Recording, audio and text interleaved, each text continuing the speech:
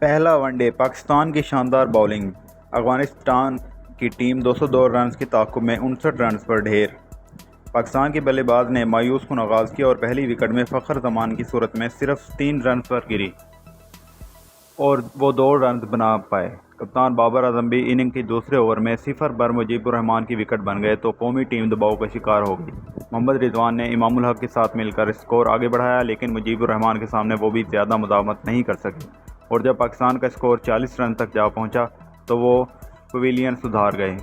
Wicket keeper بلے باز 22 گیندوں کے سامنے کر کے 40 چوکوں کی مدد سے رنز بنائے۔ آغاز سلمان کا راشد خان نے نشانہ بنایا، جنہوں نے 7 رنز بنائے تھے اور یوں 62 کے سکور پر پاکستان کی 4 وکٹیں گر گئی۔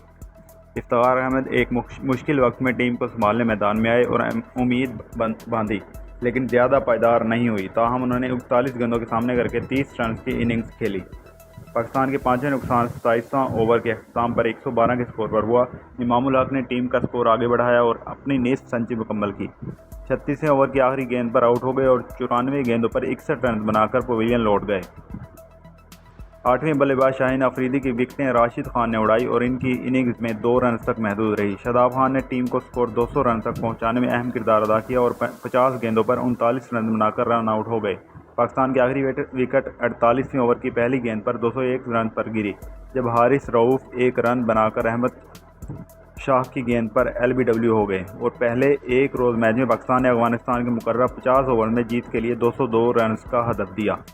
پاکستانی باؤلرز نے بلے باز کے برعکس شاندار کارکردگی کا مظاہرہ کیا اور شاہین شاہ آفریدی نے تیسرے اوور میں یکے بعد دیگرے 2 کھلاڑیوں کو آؤٹ کر کے میچ میں ٹیم کی واپسی کی امید دلائی۔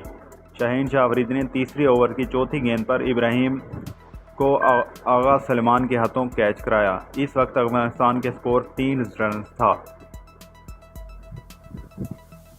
سیریز کا دوسرا میچ 24 اگست کو اور تیسرا میچ 26 اگست کو کولمبو میں کھیلا جائے گا۔ پہلے میچ کے لیے دونوں ٹیمیں ان کھلاڑیوں پر مشتمل ہوں گی: بابر اعظم، فخر زمان، امام الحق، محمد رضوان، آغاز سلمان، افتخار احمد، شاداب خان، اسامہ، نسیم شاہ اور حارث رؤوف۔